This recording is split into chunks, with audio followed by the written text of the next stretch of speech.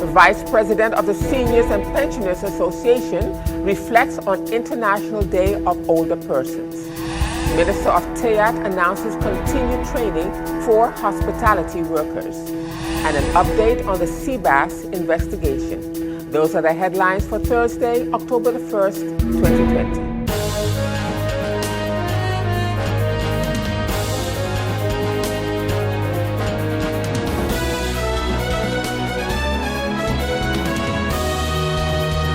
Good evening, viewers. This is SXM Daily News. I am Valerie Van Putten. Thank you so much for joining me this evening. And as usual, we have a full newscast for you, so let's get started. In our first story, in a long-term investigation called Seabass, the national detectives investigated irregularities in the procurement of ICT projects in recent years. This investigation focuses on the head of the ICT for Country St. Martin, MD. MD is suspected of abuse of his position in awarding public tenders and of laundering the illegal proceeds. In the investigation, several persons and legal entities have been identified as suspects. In addition, amounts of money and a plot of land were seized. As part of this investigation, JL was arrested this week by the national detectives. More arrests are not excluded. The national detectives have continued their investigation because the actions of the accused undermine the integrity of the public administration and the civil service. Administrative responsibilities and business interests are intertwined.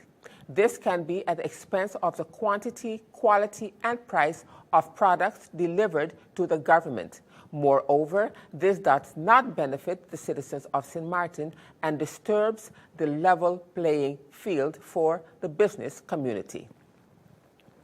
And in other news at this time, today is October the 1st, and it is International Day of Older Persons.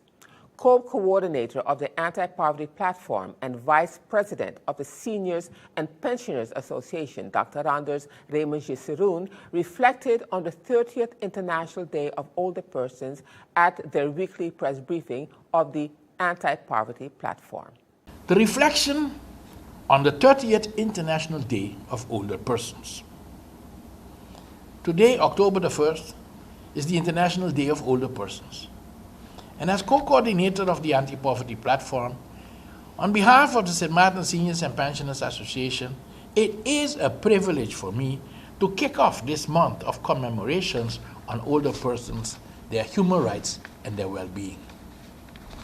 It was almost 30 years ago, on December the 14th, 1990, that the United Nations General Assembly designated October the 1st to be observed annually as International Day of Older Persons.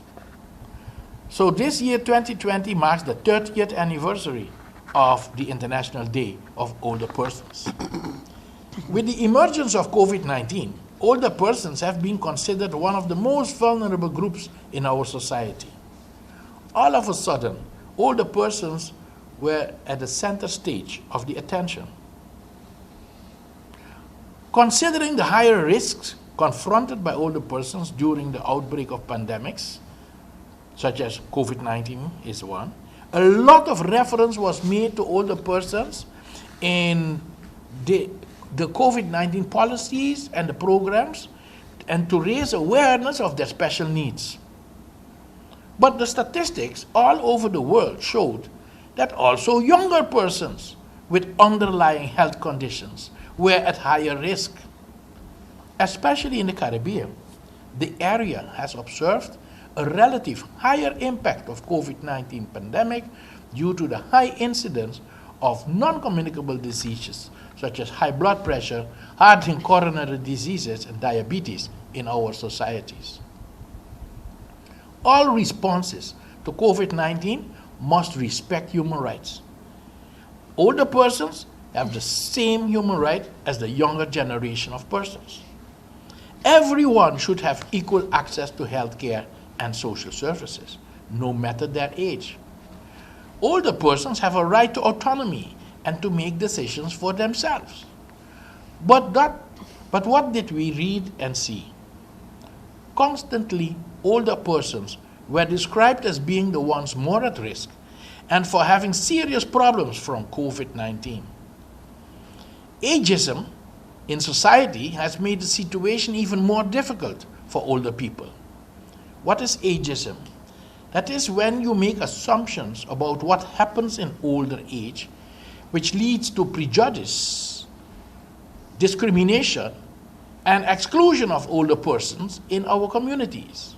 And in continuing news at this time, Minister of TEA, the Honorable Ludmila de Weaver, updated the media on Wednesday last on various aspects of her portfolio at the Council of Ministers' weekly press briefing, which included the observance of International Tourism Day last Sunday and continued plans for customer service training for taxi drivers, tour operators, bus drivers, and across other ministries as well. On Sunday, we celebrated World Tourism Day, and with that, even though it's past us, I would actually like to extend or applaud the Tourist Bureau for a tremendous job done over the years, and specifically for the work that they are currently doing to improve our tourism product by investing in our people through the various training programs. One of those training programs is being conducted. Part of it has already been taken place and will continue to take place by Training Professionals International Firm, or TPI. And what they will be doing is providing customer service trainings for tour operators, bus drivers, and across other ministries as well over the next 2 months. These trainings also, in addition to customer service, the trainings also include a comprehensive understanding of COVID-19 pandemic prevention, protection, and safety measures. TPI's main objective is to provide participants with the ability to adopt, apply, and showcase new and improved service standards in their day-to-day interactions with guests and customers, as stated by Dr. Natasha Gittens, the CEO of TPI. These trainings will commence in October and will continue through November. Part of the continued efforts of the Tourist Bureau is the Safe Seal. The St. Martin Tourist Bureau, along with the St. Martin Hospitality and Trade Association and Occupational Safety and Health Provider Network, collaborated on a seal acknowledging efforts to adhere to the lodging and business guidelines. By highlighting best practice companies, the organizations want to spread the word that St. Martin is making its best effort to be a safe destination. The standard provides to all parties assurance of the commitment to quality, safety, and healthy business practices. And what you will see as you go to hotels and various businesses and even on transportation is this Safe Seal eventually. I would like to recognize that the small businesses that received financial assistance through the Enterprise Support Project, and congratulations go out to the entrepreneurs Leslie and Shirley Bruce of Kenny's Car Rental and Management NV, as well as Stefan Habish Dowinger of ProContact as the first small business owners to receive direct financial assistance of the Enterprise Support Project. They applied via credits, and on Tuesday, September 29th, we're acknowledging the presence of NRPB Director, Mr. Claret Connor, Minister of Finance, and myself. Both Credits and Windward Islands Bank are processing several applications and welcome additional entrepreneurs to apply as well. In regards to commercial businesses violating closing hours, or in the update for the business hours, we will continue to have businesses close at midnight and also encourage mandatory mask usage, social distancing of 2 meters, and hand sanitization in these establishments. Any changes to opening hours will be decided on an individual basis with the companies. Controls will continue between the police and the inspectors of TEA, and commercial businesses who fail to adhere to these measures will also face enforcement actions being taken against them in the following order: a verbal warning, a written warning, an issued fine levied, and eventual closure for a defined period of time via a ministerial mandate. The public is hereby reminded to adhere to the necessary precautions in order to eradicate the spread of COVID-19 on St. Martin. This is the only way to strengthen our economy and ensure that we can all return to as normal as possible. And still to come, Ministry of Education will be hosting a workshop on October the 8th, 2020. I'll have the details to that story and much more when SXM Daily News returns.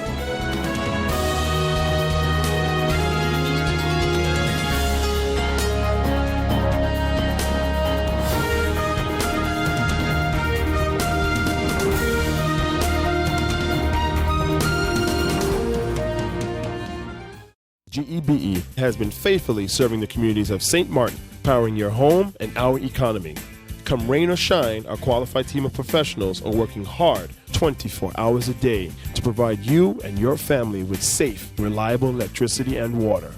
We use the latest technologies and test our products daily to maintain the highest international standards. Our friendly staff is always there to assist you, whether in person, over the phone, or online. We are committed to constantly improving our products and services, making them more efficient, effective, and environmentally friendly to serve you better today and our next generation of clients tomorrow. GEBE, powering a brighter future. Our friend Mega Wadi is here with tips to save you energy. 1. Turn your airco temperature up. 2. Use a ceiling fan instead. 3. Buy energy-saving products. Save some green with NVGEBE.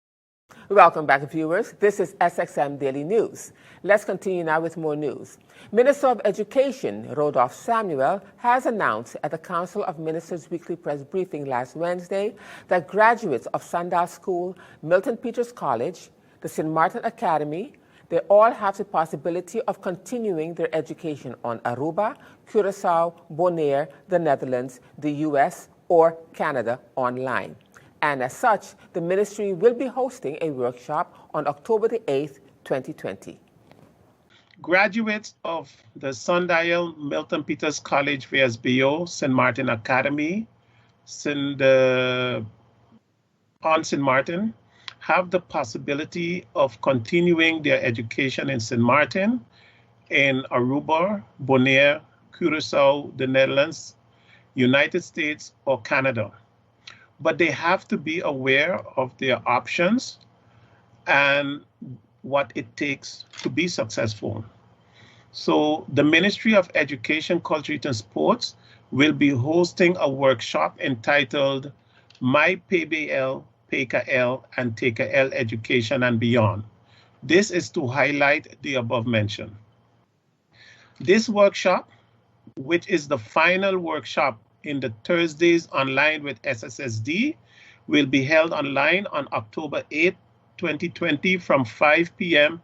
to 6:30 p.m. Many students in the voorbereidend secundair beroepsonderwijs, which is VSBO, or the Preparatory Secondary Vocational Education, PSVE, which is the PBL, the PKL, and the TKL, often need clarity about their options after graduating. The VSBO is offered at the Milton Peters College, the PBL, the PKL, and the TKL streams, and at the Sundial, the PBL and the PKL streams. PSVE is offered at the St. Martin Academy, the PSVE, PBL, and PKL streams. For many students or graduates of the VSBO/PSVE secondary schools on the island, the question is, what next after their education? And this poses a challenge. With this workshop, the Ministry of Education, Culture, and Sports is aiming to show these students that there are many study/educational opportunities for them. Students have to be determined and focused, as well have the aptitude to be successful and to complete the requirements at the next level. The workshop is open to students in the last 2 years of the PBL, PKL, and TKL sections and recent graduates. Parents are also encouraged to attend this workshop to get an understanding of what the options are for their children who are being educated in these systems.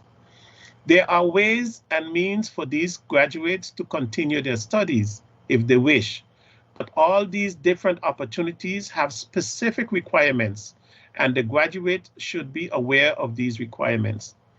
Attendance of this workshop will also be explained some of the technicalities associated with moving from vocational to academic education, as well as moving off island to study.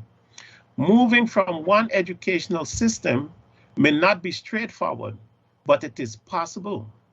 It is up to the student to take advantage of what is there, and they do need to apply themselves.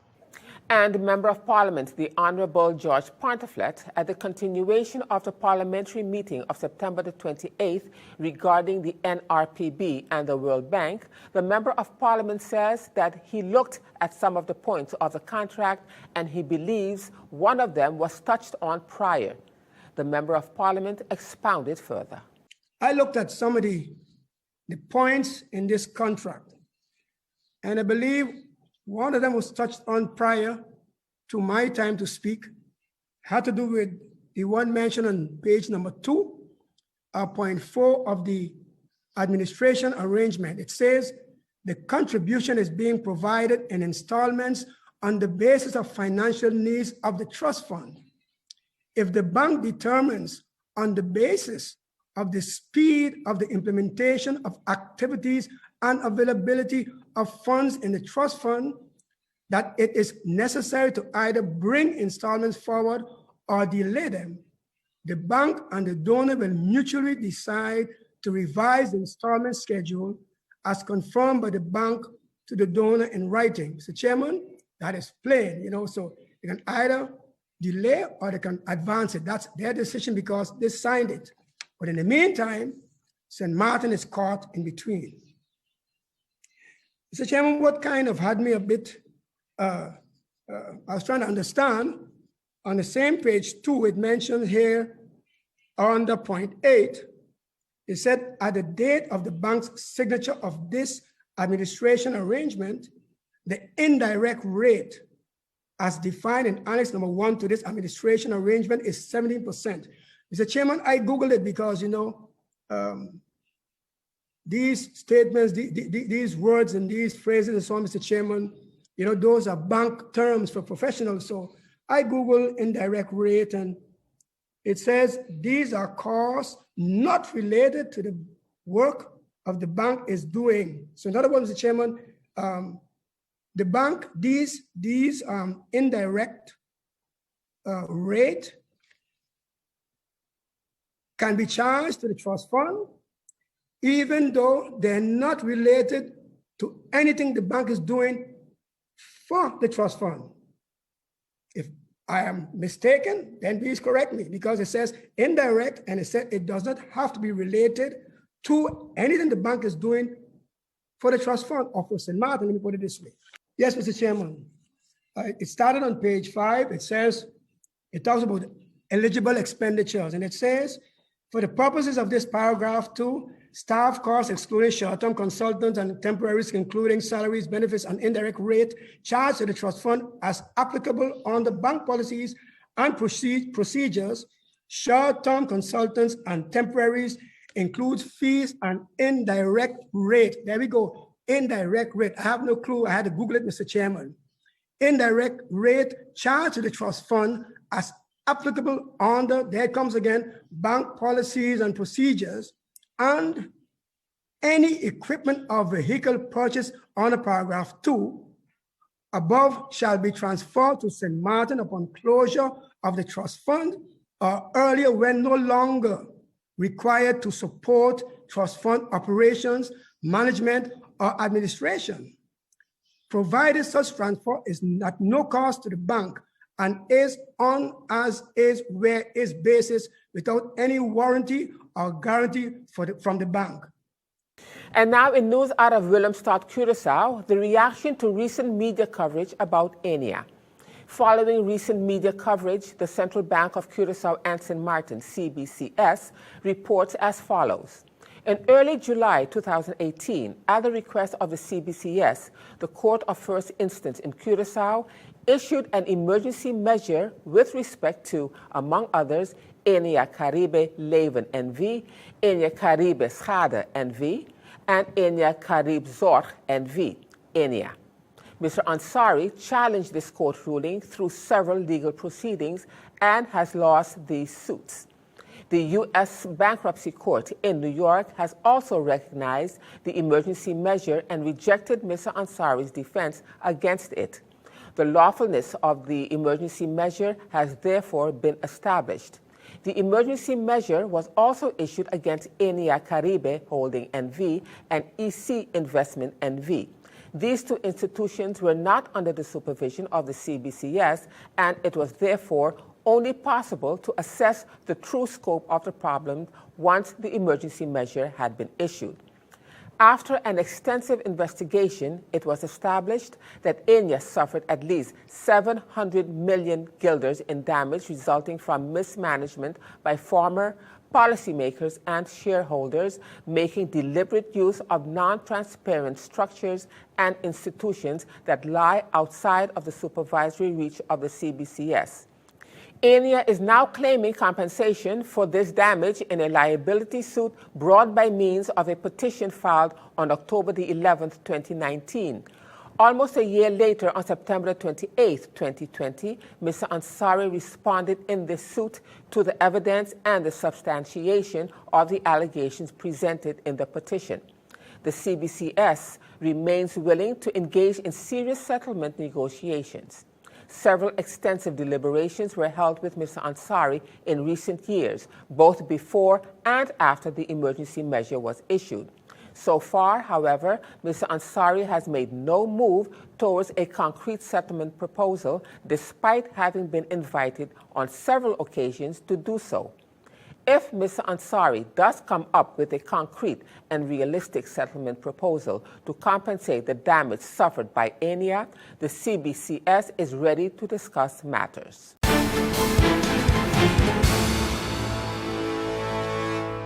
Now, turning to our weather forecast for October the 1st, 2020, a strengthened Atlantic high-pressure system will maintain a brisk easterly wind flow across the region.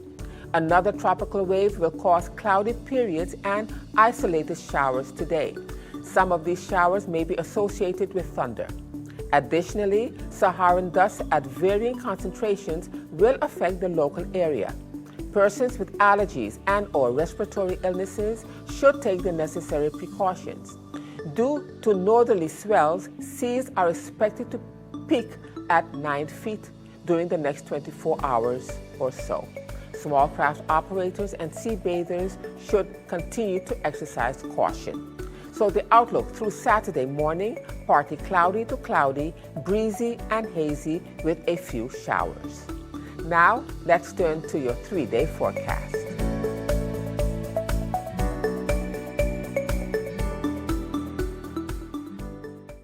And still to come, Phillipsburg Promotional Board believes a transformation is coming to Phillipsburg. We'll have the details to that story and more when SXM Daily News returns.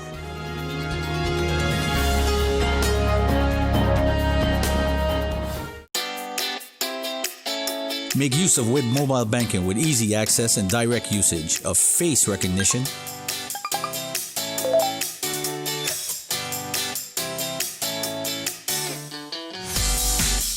PIN code,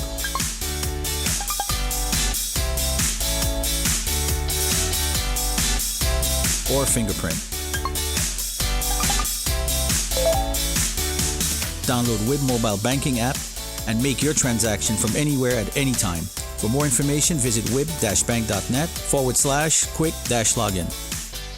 Welcome back, viewers. And as we continue now with our series with the Phillipsburg Promotional Board, Hospitality Director of the Phillipsburg Promotional Board, Mr. Paul Bouticase, when asked about the challenges that they are currently facing, says he really thinks that they will get a transformation in Phillipsburg. And with the help of government to get a few things in place, they can make a huge difference. Meanwhile, President of the board, Mr. Valentine Davis, says that he has seen the trends change significantly from back in the 1980s.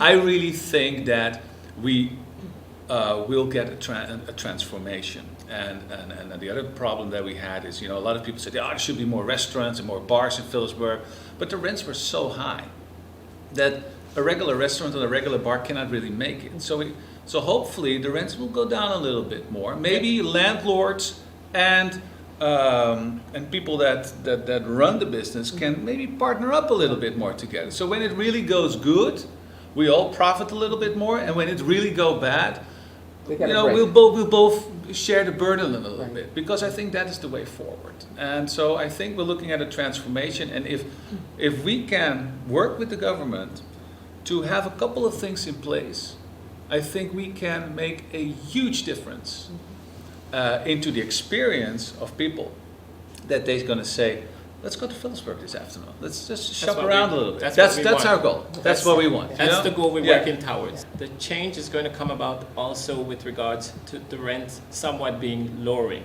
and creating that partnership.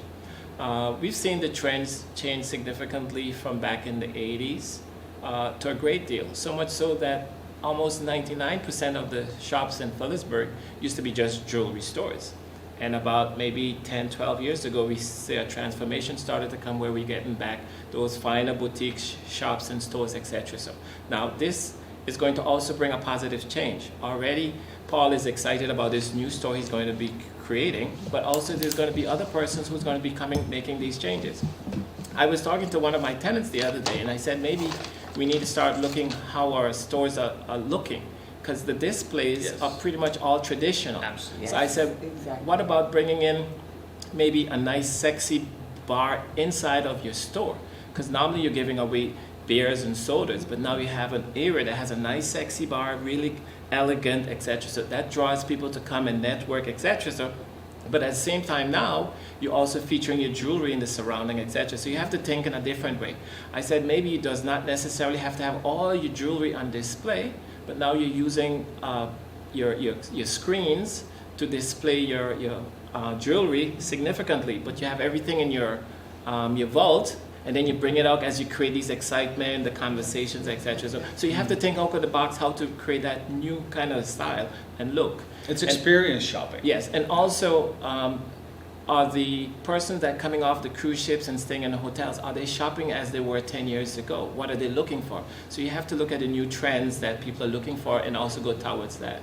And as we end this edition of SXM Daily News for this evening, the St. Martin Medical Center is pleased to announce the arrival and installation of the new GE Pristina mammography machine and the resumption of its mammography service. The machine, which has been operational since September the 1st, 2020, is a state-of-the-art mammography machine that features superior diagnostic accuracy, 3D imaging, and an FDA seal of approval, and has been named one of Time's magazine's best inventions in 2019.